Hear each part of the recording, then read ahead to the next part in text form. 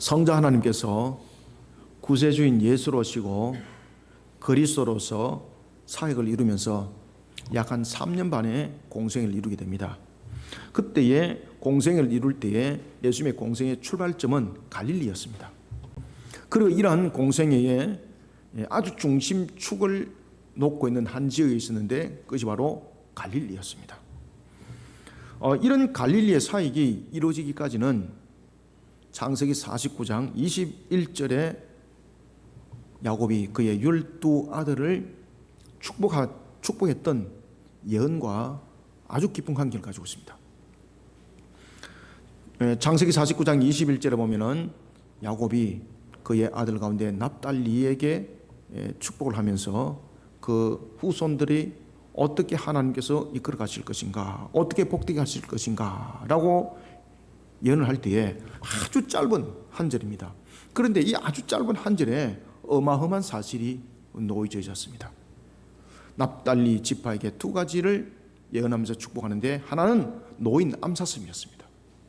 그 다음에 또 하나는 아름다운 소리였습니다.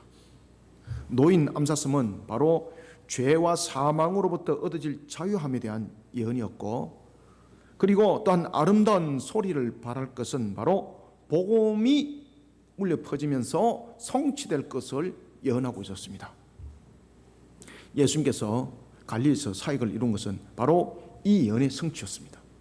그리고 또한 갈릴리 지역에서 예수님의 제자들의 대부분이 갈릴리 지역의 출신이었고 그 속에서 예수님으로부터 부름을 받는데 이 또한 바로 갈릴리 지역에 관한 창세기 49장 21절의 예언의 성취였습니다. 이런 가운데에 예수님의 공생애가 이루어집니다. 오늘 지역도 예수님의 초기 사역 속에 바로 갈릴리 사역을 다루고 있습니다. 우리가 갈릴리 그러면은 머릿속에 제일 먼저 떠오르는 것이 무엇입니까? 어부, 그죠? 호숫가에 물고기 잡는 사람들. 그러면 또한 어부, 물고기 잡는 사람들. 그러면 또한 예수님의 제자들 가운데 제일 먼저 누가 딱 떠오르나요? 베드로. 자, 오늘 사건 전개가 그렇게 되는 것입니다. 우리의 죄를 대속하기 위해서 예수님은 이 땅에 오셨습니다. 그리고 예수님께서는 갈릴리 사역을 통해서 사역을 이룰 때에 회개 복음을 전하면서 회당을 중심으로 사역을 펼쳐나갑니다. 여기서 우리가 이제 주목을 해야 될 것이 있습니다. 마가가 성경을 기록하면서 굉장히 특징적 요소를 지금 담아서 지금 갈릴리 사역에 대한 예수님의 사역과 초기 사역과 중개 사역과 말기 사역들을 펼쳐나가거든요.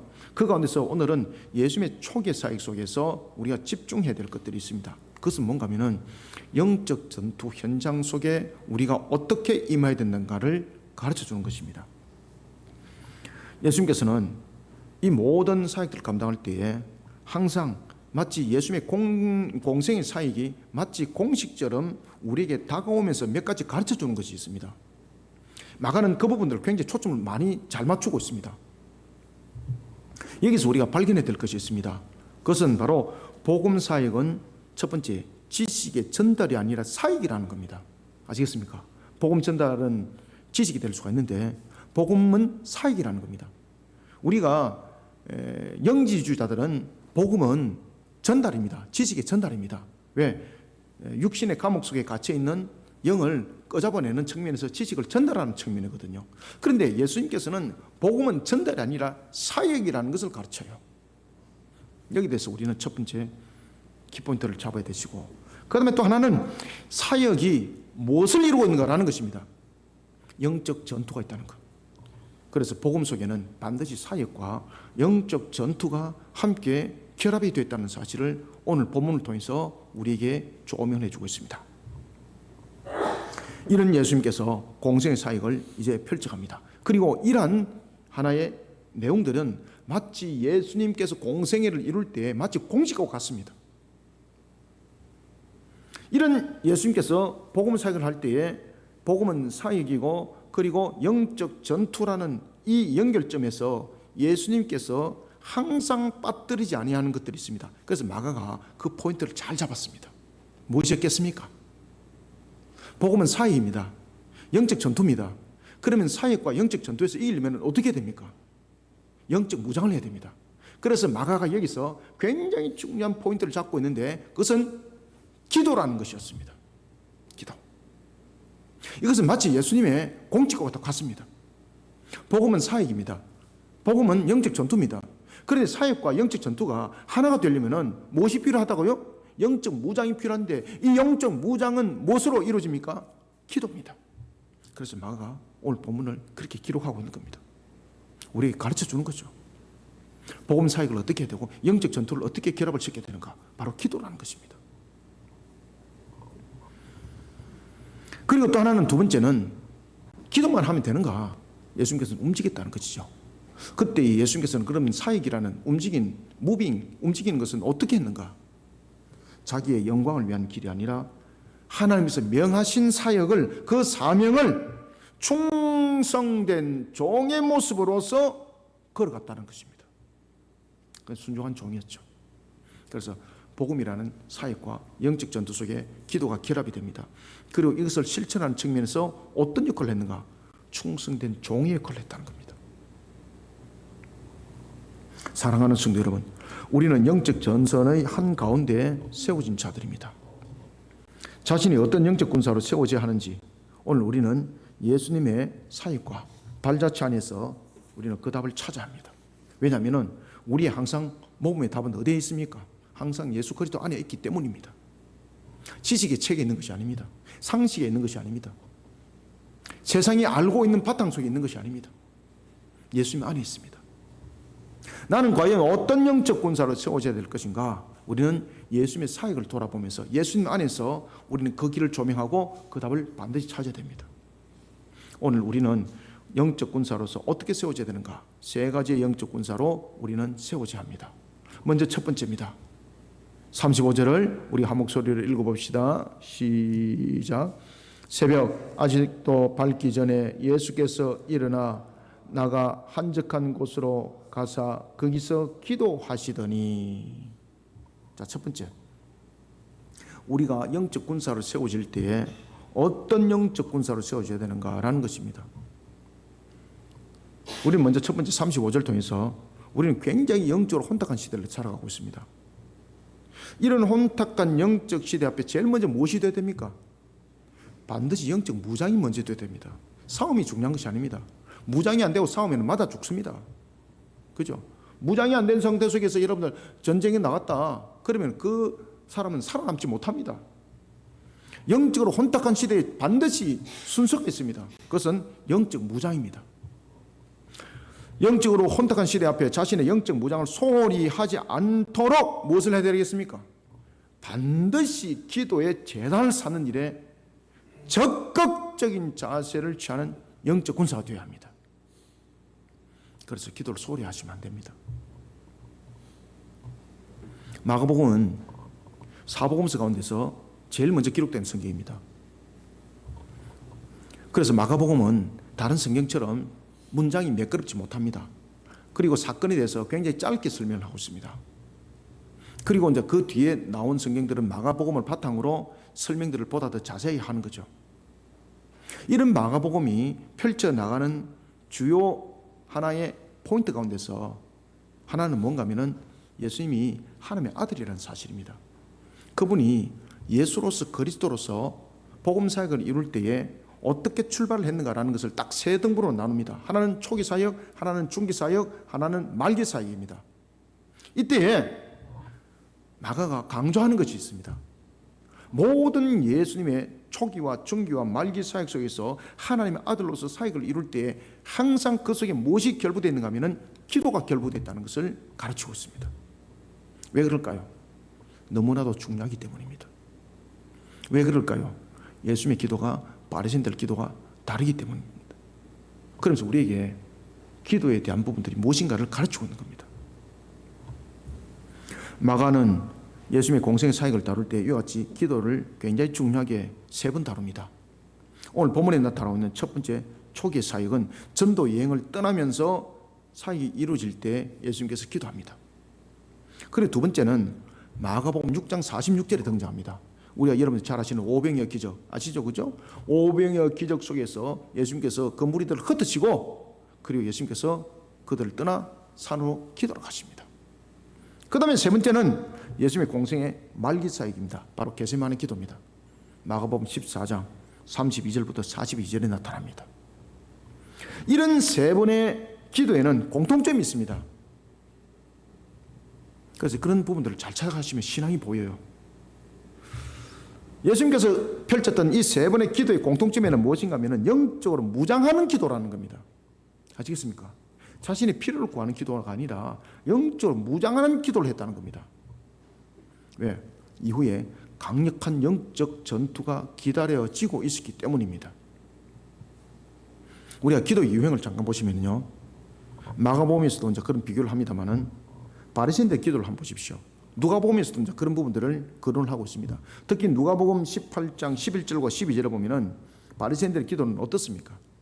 바리새인들의 기도는요, 자기 합당화, 그리고 또 자신의 행위에 대한 주장, 그리고 자신의 경건함을 과시하고 피력하는 모습들이 굉장히 유력하게 나타나고 있습니다. 그죠? 그런데 예수님의 기도는 어떻습니까? 예수님의 기도는 하나님과 굉장히 깊은 영적 그런 연계고리를 형성하고 있고 은밀한 교제를 나누는 시간을 굉장히 많이 가집니다. 바리새인들은 주로 어디서 기도합니까? 대중들이 보이는 곳에서. 예수님은 어디서 기도한다고요? 한적한 곳에서. 왜? 영적 깊은 교제를 나누기 위해서.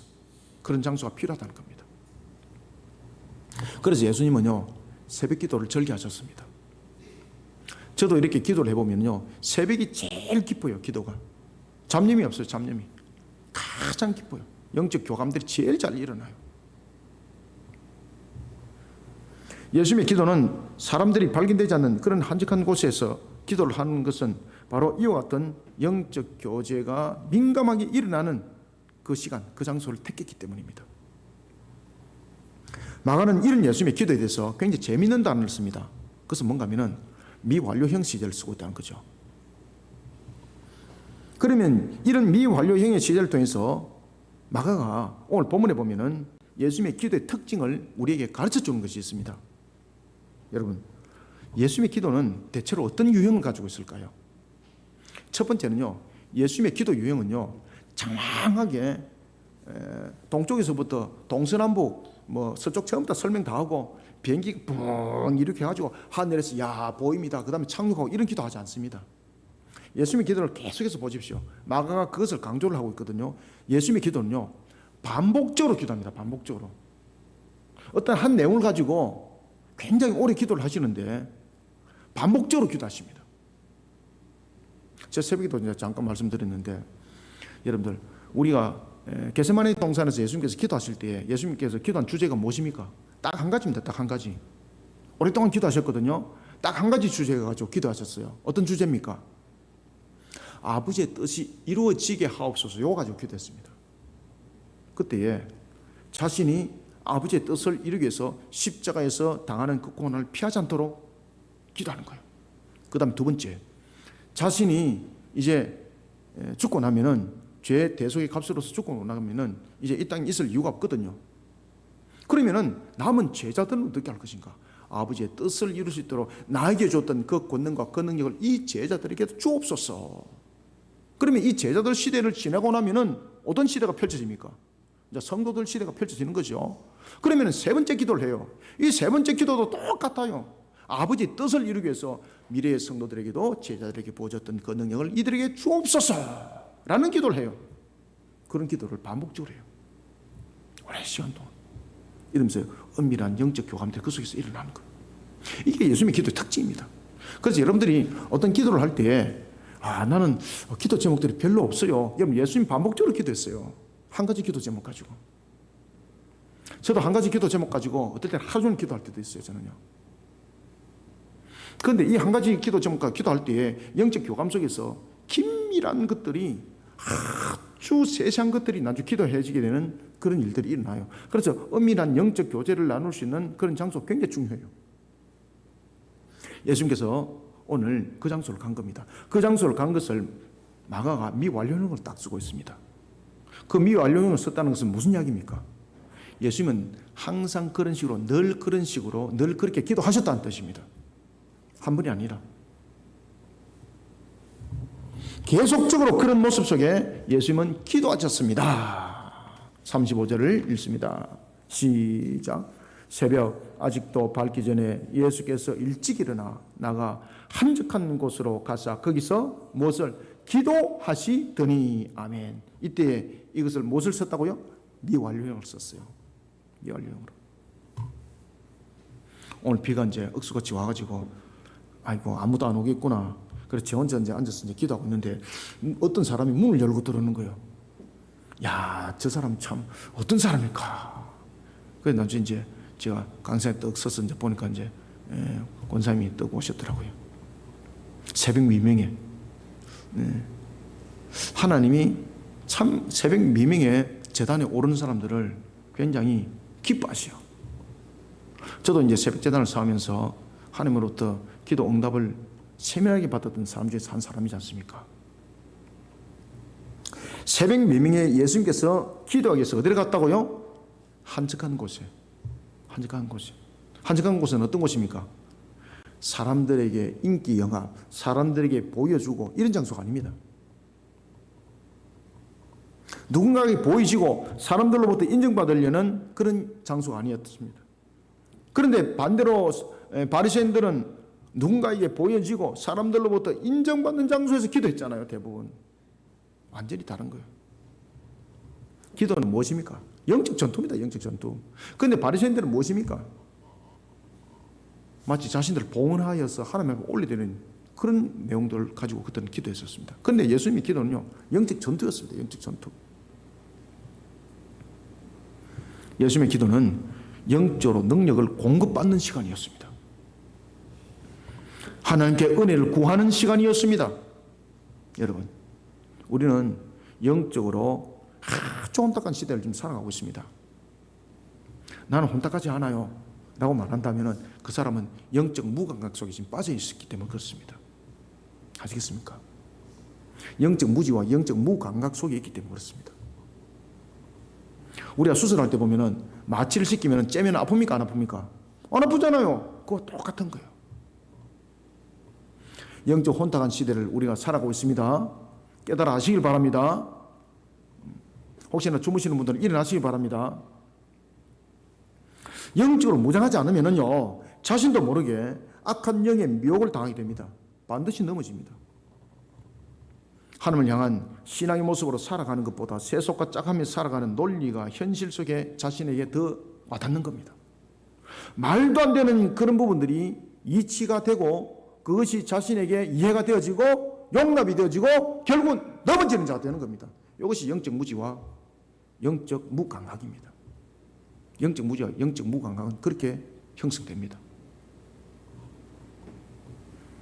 우리가 기도에 힘써야 될 이유가 있습니다. 자신을 영적으로 무장시키지 않으면 영적 동력이 끊어집니다. 영적 동력이 힘을 잃어요, 여러분들요. 왜 예수님께서 새벽제단을 쌓겠습니까? 그 이유가 무엇이겠습니까? 하나님과 영적으로 가장 긴밀하게 교제할 수 있는 시간이기 때문입니다. 여러분, 사도 바울이 데살로니가 교회를 향해서 아주 강력한 하나의 선포의 말씀을 준 것이 하나가 있죠.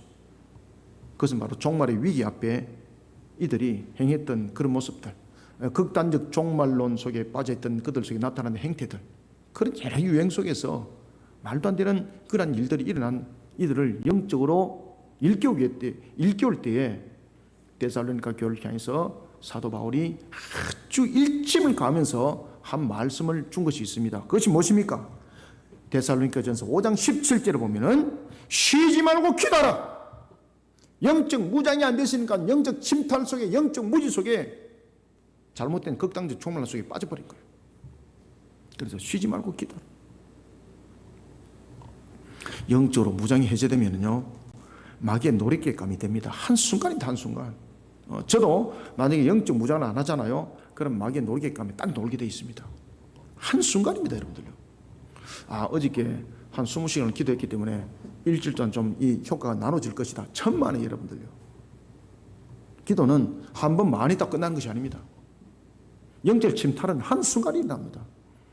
그래서 마가가 예수님의 기도에 대해서 무엇을 적용시켰습니까? 미완료형을 적용시켰다니까요. 미완료형을.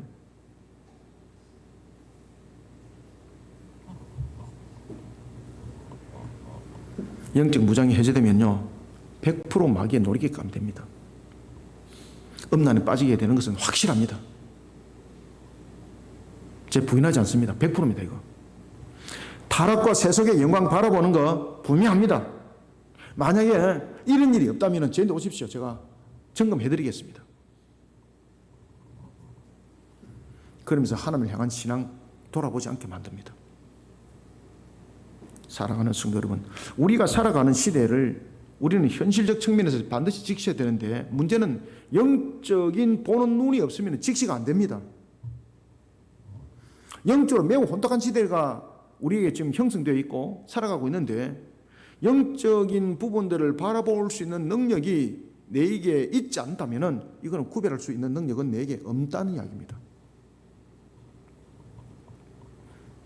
우리는 이 시대를 바라보면서 자신을 영적으로 무장시키지 않는다면 영적 쓰나미가 한순간에 저와 여러분들을 휩쓸어 간다는 사실을 잊지 않으셔야 됩니다.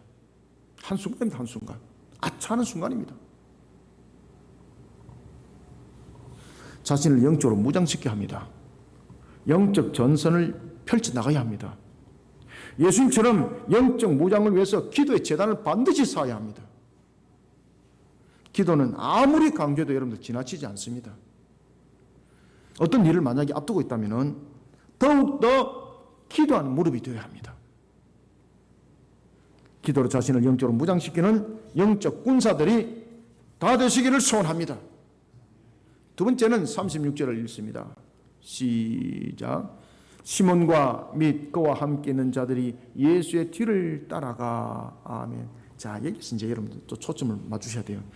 예수님 지금 어디 계세요? 한적한 곳에서 지금 기도하고 있거든, 새벽에. 그런데 시몬을 비롯한 제자들이 예수님을 찾아가요. 왜 찾아갔을까요? 기도하러? 천만입니다. 자신의 집에 모여든 사람들의 요구 조건을 들어주기 위해서 예수님을 데리러 가는 거예요. 기가 막힌 사건이 벌어지는 겁니다. 예수님이 지금 한적한 장소에서 기도하는데 지금 뭐 하고 있습니까? 방해하는 거예요. 방해하는 거. 영적 해방꾼이 되는 겁니다. 우리는 36절부터 37절 통해서 두 번째 어떤 영적 군사가 되어야 되는가? 이 시대 앞에 두 번째는 사람들에게 있어 보이고 인기 쫓아 사회가는 사꾼이 아니라 하나님께서 세우신 사명에 귀를 기울이고 하나님이 원하시는 사역을 펼쳐가는 영적 군사가 되어야 됩니다. 아시겠습니까? 지금 예수님과 제자들의 지금 차이점이 무엇이라고 지금 마가가 지금 증가하고 있습니까? 관심적 차이에서 구별된다는 겁니다. 여러분, 영적 무지는 지금 자신이 영적으로 어떤 모습을 하고 있는지 알지 못할 뿐만 아니라 영적 전선을 예배하는 사람들까지 흔들어버리는 역할을 하고 있는데 그것을 모르고 있습니다. 장차 펼쳐질 영적 전선의 강력함, 그것을 직시했던 예수님, 지금 기도하기 위해서 새벽에 우리가 그것을 미명이라 그러죠, 그죠? 한적한 곳에 가서 기도하고 있습니다. 그때 베드로를 비롯한 제자들 예수님께 기도하고 있는 그 현장에 찾아옵니다. 예수님께서 절기에 기도했던 장소를 알고 있었거든요. 예수님께서 기도할 때 숲속에 숨어서 기도한 것은 아니죠. 그죠? 한적한 곳을 찾아서 기도했습니다. 그 제자들은 알고 있었던 것이죠. 그 당시에 예수님은 이런 갈릴리 지역을 중심으로 하면서 사역을 이루면서 베드로 집을 잠시 사용을 했습니다. 그래서 베드로 집이 예수님의 거처가 되었던 것입니다. 거기 잠시 유숙을 하고 있을 때였습니다. 예수님의 그 권능과 그 능력으로 치유의 역사를 보았던 사람들이 구름대처럼 모여드는 겁니다. 누구 집에? 베드로 집에. 오지 마라 그랬는데 막 오는 거예요, 그냥. 예수님이 사람들에게 알리기 시작했습니다. 사람들은 예수님이 거처로 삼았던 베드로 집에 구름대처럼 모여듭니다. 그때에 예수님은 그들이 올 줄 이미 알고 계셨던 거죠. 그리고 그들을 피해서 예수님은 어디로 가셨습니까? 앞으로 장차 있을 영적 전투를 준비하러 가는 겁니다. 그 영적 전투를 준비하기 위해서 예수님께서는 이미 그들이 올 줄 아심에도 불구하고 그 자리를 피해버립니다. 그리고 어디로 가셨습니까? 한적한 곳에 기도하러 가셨습니다. 왜? 영적 전투가 기다려져 있기 때문에. 무장을 해야 되니까. 그래서 한적한 곳에 기도하러 갑니다. 그런데 베드로를 비롯한 제자들, 새벽부터 베드로 집에 모여든 많은 사람들의 해결점을 위해서 그들이 기도하는 것이 아닙니다. 그죠? 이 사람들의 문제점을 가지고 기도하는 것이 아닙니다. 이 사람들의 문제를 해결할 수 있는 능력을 가지신 예수님을 찾으러 가는 겁니다. 그죠? 야, 예수님이 이렇게 지금 유명하게 됐는데, 사람들로부터 이렇게 인정을 지금 받고 있는데 지금 어디 가신 거야 지금? 아니, 이 시간에 지금 어디 가시냔 말이에요.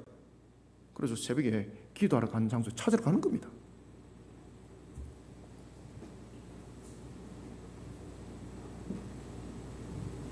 이들에게 주요 관심사는 무엇이겠습니까? 이들에게 주요 관심사는 영적 무장이 아닙니다. 왜 그런가 하면은 이 당시의 제자들의 상태는 영적 무지와 그리고 또한 영적 부분에서 아주 미세한 부분들이 바가지 새듯이 새고 있었거든요. 그래서 그들의 관심사는 이런 영적 무장이 아닙니다. 지금 현재 이들의 관심사는 자신의, 베드로 같은 경우는 자신의 집에 모여든 사람들, 그리고 제자들은 베드로 집에 모여든 사람들의 문제를 해결하는 것입니다. 이게 세상적인 측면에서 보아서는 순서가 맞습니다. 이 사람들이 찾아왔으면 찾아온 그 문제를 해결하는 것이 맞습니다. 그런데 예수님은 그 사람들이 찾아올 줄 이미 알고 계셨음에도 불구하고 그 자리를 떠났습니다. 아시겠습니까? 그리고 한적한 곳에 가셨습니다. 그런데 제자들은 이 많은 사람들이 모여들었을 때에 이 사람들을 바라보면서 기도하는 것이 아니라, 오 그래 맞아, 이 사람들을 해결할 수 있는 능력을 가진 예수님은 어디 갔지? 이렇게 된 겁니다. 영적 전선과 영적 문제 부분에서 이 문제점들을 바라보지 못했던 겁니다. 세상적인 해결적 측면에서, 세상적 논리적 측면에서, 세상적 이치적인 측면에서 지금 이 상황들을 보고 있는 겁니다. 그러면서 그들이 예수님을 찾았습니다. 예수님께 찾아가서 첫 마디가 무엇이었겠습니까? 첫 마디가 무엇이었을까요? 모든 사람이 주를 찾나이다. 자, 36절, 37절 두 절 한번 읽읍시다. 시작. 시몬과 및 그와 함께 있는 자들이 예수의 뒤를 따라가 만나서 이르되 모든 사람이 주를 찾나이다. 아멘. 영적 무지, 영적 무감각 속에 놓여지면 이렇게 됩니다, 여러분들. 마가가 지금 이 본문을 통해서 우리에게 그것을 일깨워주는 겁니다. 영적 무지 가운데 있던 베드로, 그리고 그를 비롯한 제자들, 예수님과 함께 기도하는데 지금 동력하는 것이 아니죠. 오히려 예수님을 영적으로 집중하지 못하도록 예수님을 방해하는 지금 해방꾼이 되어 있습니다. 더 무서운 것은 뭔가 아십니까? 더 무서운 것은 자신들이 그렇게 지금 해방꾼이 되어 있다는 사실을 모르고 있다는 겁니다. 지금 그게 더 무서운 겁니다. 이들은 강력한 영적 전투를 앞두면서 영적으로 무장하고 계시는 예수님의 기도 현장에 도착합니다. 그리고 예수님을 찾는 사람들에게 적극적으로 호응해 줄 것을 요구하고 있습니다. 여러분, 우리의 사역, 자신의 영광과 자신의 유익을 위한 것이라면 그것은 사역이 아닙니다. 영업입니다. 영업. 혹시나 목사가 영업하는 목사가 되면 안 됩니다. 저도 영업하는 목사가 될까 싶어서 겁납니다. 사역하는 목사가 되어야 합니다. 기도 또한 마찬가지입니다.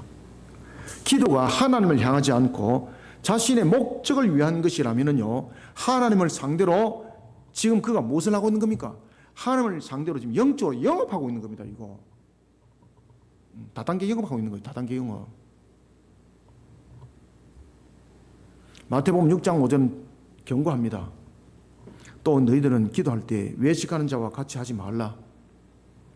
그들은 사람에게 보이려고 회당과 큰 거리 어귀에 서서 기도하기를 좋아하느니라. 내가 진실로 너희에게 이르노니 그들은 자기 상을 이미 받았느니라. 아멘. 영업하지 마시길 바랍니다. 기도할 때도 영업하지 마시길 바랍니다. 예수님처럼 기도하시길 바랍니다. 예수님은요, 장하게 기도 안 해요. 오늘도 본문에 보면 그렇습니다만은 겟세마네 동산에서 기도할 때도 딱 한 가지 주제 가지고 기도했었어요. 그 기도할 때 하나님 나라를 가지고 기도해요. 아버지의 뜻을 이루는 측면에서.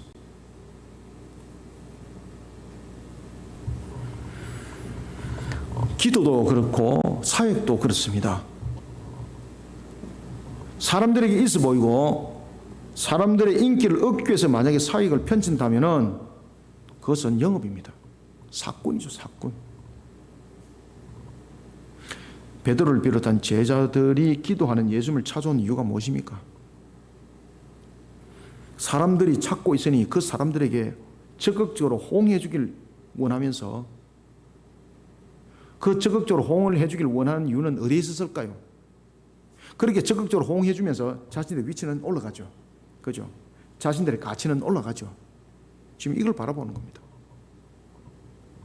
영적 무지가 이렇게 무서운 겁니다. 자신이 사꾼이 되고 있다는 것도 모르고 있습니다. 지금 하나님 앞에 지금 영업하고 있다는 것도 모르고 있습니다. 사역이 그렇고 기도가 그렇습니다. 영적 무지는 자신뿐만 아니라 하나님의 사역을 잘 감당하고 있는 사람까지 흔들어버려요, 여러분들요. 사랑하는 성도 여러분, 사람들에게 있어 보이고 인기 쫓아 사역하는 사꾼이 되어서는 안 됩니다. 기도 또한 마찬가지입니다. 하나님께서 세우신 사명에 영적으로 귀를 기울이고 하나님이 원하시는 그런 사역을 펼쳐가고 기도하는 일에 총력을 기울이는 영적 군사 저와 여러분들이 다 되시기를 소원합니다. 그 다음에는 세 번째, 우리가 38절을 한번 읽어봅시다. 시작. 이르시되 우리가 다른 가까운 마을들로 가자. 거기서도 전도하리니 내가 이를 위하여 왔노라 하시고 아멘. 모든 사람들이 주를 찾나이다 라고 말하니까 예수님께서 뭐라고 말해요? 다른 마을로 가자 그래요. 다른 마을로 가자. 아시겠습니까?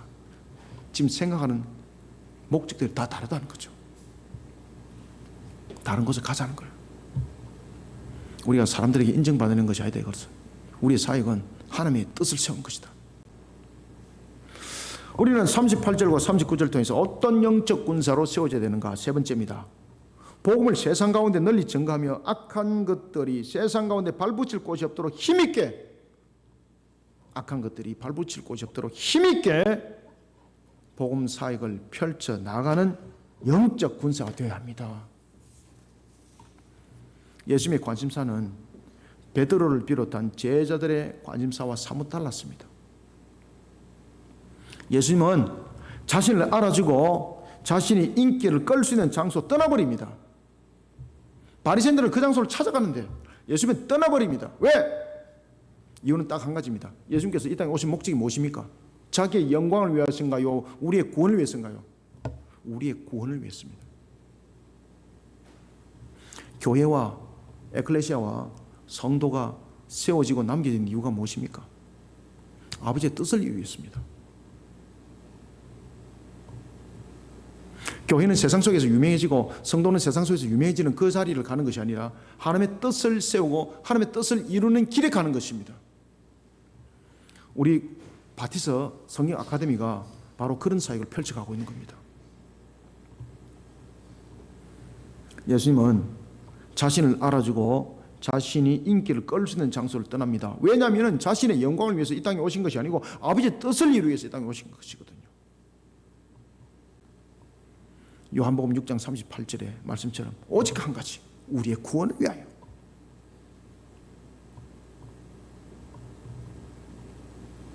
그런 예수님께서 오늘 본문 38절에서 제자들에게 명합니다. 다른 가까운 마을로 가자. 뭐하기 위해서? 그것에 가지고 좀 인기 좀 끌어보려고? 아닙니다. 다른 마을로 가자. 거기서도 전도하리니. 아멘. 여러분들이 어디를 가든지 전도 현장들이 되시길 바랍니다. 여러분들이 생업터를 전도 현장으로 만드시길 바랍니다. 여러분들의 학업 현장 전도 현장으로 만드시길 바랍니다. 여러분들의 기업체 전도 현장으로 만드시길 바랍니다. 예수님께서 가자. 마을로 가자. 뭐하러? 전도하리니. 내가 이를 위해서 왔노라. 교회가 세워진 이유가 무엇입니까? 성도가 남겨진 이유가 무엇입니까? 예수님께서 지금 말씀하신 이 이유입니다. 예수님께서는 갈릴리 온 지역을 다니십니다. 이 말씀 이후에. 그리고 이 땅에 오신 죄사함의 목적을 이루어갑니다. 여러 회당에서 하나님의 나라와 죄사함에 대한 가르침을 멈추지 않습니다. 그리고 오늘 본문에 보면은 영적 흑암을 이끌어가는 마귀의 권세 아래 짓눌려 살아가고 있는 영혼들, 귀신 들린 자들에게 흑암의 사슬을 풀어주고 해방을 시켜줍니다. 예수님이 가는 곳마다 영적 흑암이 영적 밝음으로 나타납니다. 영이 다스렸던, 악한 영이 다스렸던 그런 흑암이 물러갑니다. 하나님의 나라가 굳건하게 세워집니다. 38절 39절 두 절을 읽습니다. 시작. 이르시되 우리가 다른 가까운 마을들로 가자. 거기서도 전도하리니 내가 이를 위하여 왔노라 하시고 이에 온 갈릴리에 다니시며 그들의 여러 회당에서 전도하시고 또 귀신들을 내쫓으시더라. 아멘. 여러분, 교회가 세상 가운데 있고 성도인 그리스도인이 세상 가운데 세워진 이유가 무엇입니까? 다른 이유와 다른 목적 가지고 있지 않습니다. 지금 예수님께서 말씀하신 오직 이 한 가지 이유 속에 우리는 남겨져 있습니다. 그렇기 때문에 예수님께서 산상수훈을 통해서 가르침을 준 그 내용 속에 빛과 소금이 있지 않습니까? 마태복음 5장 13절과 14절에 보면 산상수훈을 통해서 아주 중요한 말씀을 주셨는데 그것은 너희는 세상의 소금이라 했습니다. 그리고 너희는 세상의 빛이라고 했습니다. 세상 가운데 세워진 교회와 성도라고 일컫는 그리스도인들 분명한 목적을 가지고 있습니다. 저와 여러분들 분명한 목적을 가지고 있습니다. 모든 피조석의 피조물들은 목적을 가지고 있는데 저희들은 특별한 목적을 가지고 있습니다. 그래서 저희들은 특별한 은총 속에 세워진 자들이 아닙니까? 눈들이 막 바닥바닥 하시네. 막 영적으로 살아계시네. 이렇게 돼야 되는 거예요. 영적 무장을 하셔야 되는 거예요, 여러분들요. 우리는 세상의 빛과 소금입니다. 사랑하는 성도 여러분, 세상은 영적으로 흑암의 다스림을 지금 받고 있습니다. 그런데 세상은 이것을 모르고 있잖아요. 세상 사람들은 하나님의 형상이라는 사실을 영적 흑암에 사로잡혀서 깨닫지 못하고 있습니다. 이걸 일깨워야 됩니다. 누가 일깨울 수 있을까요? 빛과 소금 외에는 아무도 일깨우지 못합니다.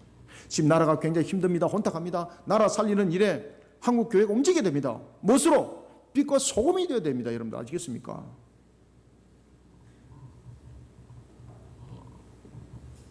빛은 실체를 밝혀서 알게 하는 겁니다.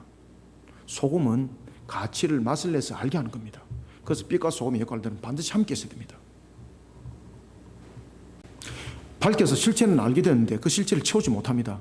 그러면 더 악한 것이 그 속에 들어갈 수가 있습니다. 자신의 실체를 돌아보게 하는 역할이 빛이라면 위치에 세워지고 가치를 바라게 만드는 것이 소금입니다. 그리고 빛과 소금은 전부 다 자신을 쏟아내는 겁니다. 빛은 자신을 태워서 바라는 것이고 소금은 자신을 녹여서 맛을 내는 겁니다. 이것이 교회고 그리스도인입니다. 이것이 우리의 가치관입니다. 오늘도 내가 혹시나 여러분들이 나는 빛이 되어서 세상을 밝혀서 내 앞에 줄을 쫙 세울 것이다. 내가 소금을 쫙 뿌려가지고 내 맛 속에 전부 다 거두드릴 것이다. 이건 전부 다 여러분들 사꾼이고 마귀입니다. 마귀. 그렇게 가르치는 사람들도 있더라고요. 줄 세우게 만들고 말입니다. 그건 좀 마귀 짓입니다. 그거.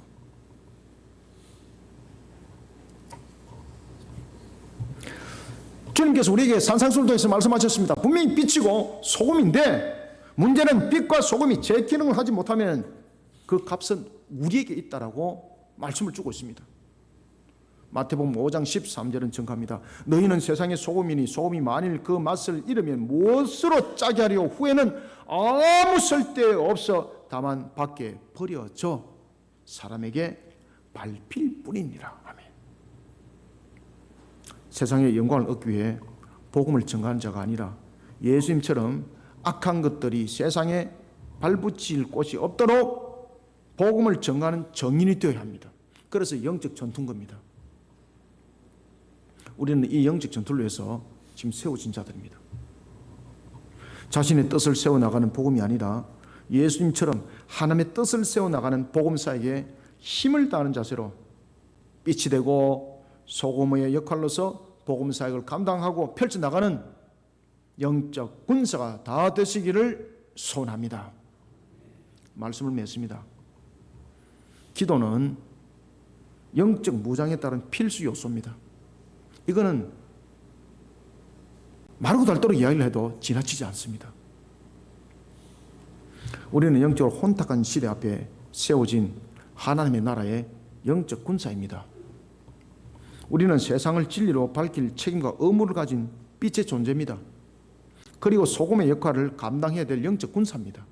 우리는 이 일들을 반드시 감당해야 됩니다. 한국교회가 영적으로 지금 이 시대 앞에 잠자고 있으면 안 됩니다. 그렇다고 그래서 한국교회가 정치화를 이룬다, 이게 아닙니다. 여러분들요, 바른 말씀과 바른 교리 속에 우리들의 신앙들이 살아나가고 움직이는 겁니다. 그래서 복음은 영적 전투라 그랬지 않습니까? 복음은 사역이고 복음은 영적 전투인데 이것이 기도와 결합이 되어야 된다는 것이고, 한국교회가 지금 기도하지 못하는 모습들이 얼마나 많습니까? 과거에 모든 한국교회들이 금요기도를 했거든요. 그런데 지금 한국교회들이 점점 사라집니다. 무엇이? 금요기도가 사라지기 시작합니다. 금요기도가 사라지고, 어떨 때는 우리가 왜 금요일날 밤에 모이느냐, 밤에는 집에 가서 좀 일찍 자고 우리가 수요예배 때 그냥 금요기도회 하면서 수요예배 마치고 잠깐 한번 해보자. 여러분들, 기도의 시간 계속해서 만들어 가더라도 부족해요. 여러분들요, 왜냐하면 영적 무장은 잠시라도 소홀함을 주게 되면 반드시 침탈이 일어나게 되어 있어요. 여러분들요, 이단들은 말합니다. 왜 교회들이 새벽 기도하는지 모르겠다. 그 성경에도 없는데 말 같은 소리 하지 마시길 바랍니다. 성경에 왜 새벽 기도가 없습니까? 모세오경에 반드시 있지 않습니까? 상번제. 상번제가 뭔지 아십니까? 아침과 저녁에 제사장들이 불을 끄고 켜고 할 때 그 상번제, 그 속에 항상 기도합니다. 상번제. 향을 끊지 않고 항상 피워놓습니다. 기도 예물이죠. 상번제. 예수님 보십시오. 새벽 몇 명에 늘 기도합니다. 그러면 우리는 왜 새벽 기도를 드려야 되는가? 그것은 율법이 아니죠. 우리의 영적 무장입니다. 사랑하는 성도 여러분, 저와 여러분들은 이 시대 앞에 부름을 받은 영적 군사입니다. 우리는 자신을 기도로 무장시키는 영적 군사가 되어야 됩니다. 세상이 주는 인기, 관심, 거기에 초점 맞추면은 사건으로 잡혀 먹힙니다. 그래 감사한 것은 제가 좀 보면 얼굴도 별로 잘 못생기고 뭐 키도 뭐 180도 안 되고 뭐 가진 것도 없고, 그러니까 세상적 측면에서 인기 얻을 것도 아무것도 없습니다. 뭐 그렇다 그래서 제가 언변이 뛰어납니까? 아무것도 뛰어난 거 없거든요. 세상에 관심사가 저희한테는 없어요. 참 편하더라고요. 인기 끌릴 일도 없고, 저희한테 뭐 전화 와가지고 목사님 저녁 한 그릇 사드리겠습니다 한 사람도 아무도 없어요. 여러분들 얼마나 감사한지 몰라요. 그러니까 그 시간에 더욱더 저는 기도하게 되고 더욱더 말씀을 연구하게 되고 얼마나 감사한지 몰라요. 막 날마다 여러분들, 제가 이제 보통 보면 새벽 1시에 자거든요. 새벽 1시대가 자고 제가 딱 씻고 새벽 4시에서 4시 5분 사이에 집에서 나와요. 저는 교회로 나와요. 저는 그러면서 동네 한 바퀴 다 돌아요. 제가 양식을 다 나눠줘요. 저는요.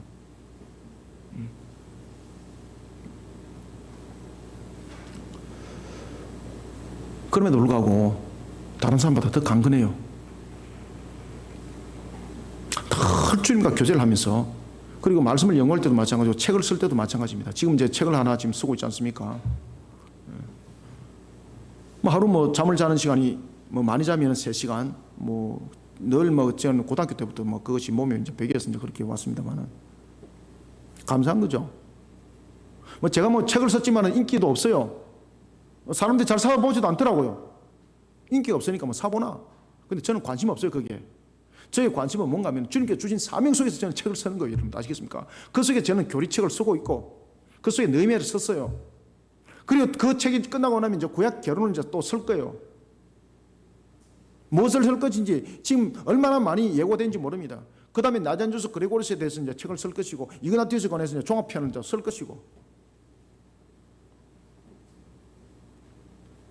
저는 주님의 사명을 감당하면서 책을 쓰는 겁니다.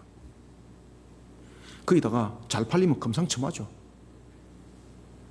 그래서 저는 잘 팔리게 해주세요 이런 기도도 저는 이렇게 말합니다. 하나님, 이 책을 통해서 이들에게 영적으로 일깨워질 수 있도록, 바른 교리 가운데 세워질 수 있도록, 이들이 바른 말씀의 해석을 바라보고 신앙이 바로 세워질 수 있도록 이 책이 모든 한국교회 손에 쥐어지고 모든 성도들의 손에 쥐어져서 읽혀지게 하여 주시옵소서.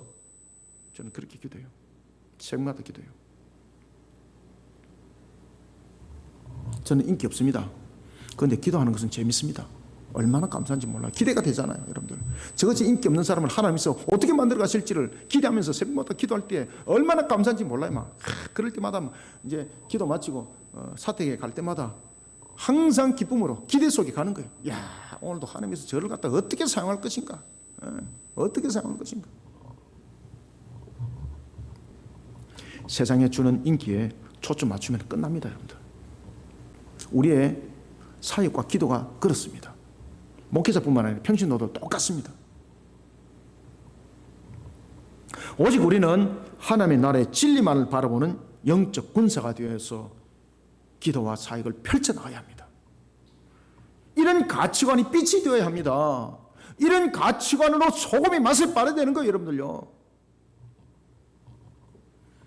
이런 빛이 되고 소금이 되어야만이 세상을 영적으로 이끌어갈 수가 있습니다. 그런 영적 파워가 있는 거예요. 예수님처럼 기도로 영적 갑옷을 입고 하나님의 형상들로 하여금 주님의 품 안으로 돌아오도록 진리의 빛을 발하고 진리의 소금으로서 맛을 발해야 합니다. 이렇게 자신의 가치관에 대해서 분명히 세워나가는 영적 군사, 우리는 그런 가운데 자신을 세상 가운데 세워야 합니다. 이런 가치관으로 하나님의 영광을 올려드리는 영적 군사가 되기를 주님의 이름으로 축원합니다. 기도하겠습니다. 하나님 감사합니다. 주님께서 오늘도 주신 말씀 상과 만반 속에 각인하고 새깁니다. 부족한 종의 입술을 통하여 전가하였던 말씀, 이 한날에서는 금의 말씀이 되게 하여 주시며 혼과 육과 골수를 찔러 쪼개는 주의 권능이 되게 하여 주옵소서. 어찌 종의 머리의 지식으로 이 말씀이 능력이 되겠습니까? 오늘도 주께서 선포하게 하셔 사오니 이 말씀이 주의 능력이 되게 하여 주시며 우리 성도들의 마음판은 이미 주께서 옥토바스로 일구어준 줄 압니다. 이 말씀이 마음판 속에 내리 꽂혀져서 하나님께서 내려주신 복된 소낙비가 부어져서 복된 열매 맺게 하여 주옵소서. 이런 가운데 우리가 영적 군사로 이 시대 앞에 쓰임받는 빛이 되게 하여 주시고 소금인 성도와 교회가 되게 하여 주옵소서. 이런 가운데 펼쳐나가는 우리 바티스 성경 아카데미 사역이 있습니다. 하나님, 우리가 지금 사력을 다하고 달려가고 있습니다. 내년 2월 달에 우리가 수강생들을 모집하면서 또한 이 바티스 성경 아카데미가 성경과 교리만 가르치는 대학으로 세워지기를 원하며 우리가 전력을 다하고 있습니다. 이 사명 사역 속에 나라를 살리는 일이 싸우니 주여 도와주시옵소서. 이 사명 사역 속에 땅끝까지 주님의 사명이 놓여져 있사오니 주여 도와주시옵소서. 따라서 우리 바티스 성경 아카데미를 후원하는 독지가도 생기지게 해주시고 또한 자가 건물도 주어질 수 있는 역사도 이렇게 세워 주님의 영광 받으시옵소서. 오늘도 주신 말씀이 우리 모든 성도들에게 꼴이 되고 양식이 되고 부족함이 없도록 성령님 은혜의 충만한 역사로 모든 것을 만들어 이끌어 주옵소서. 예수님 이름으로 기도드립나이다. 아멘.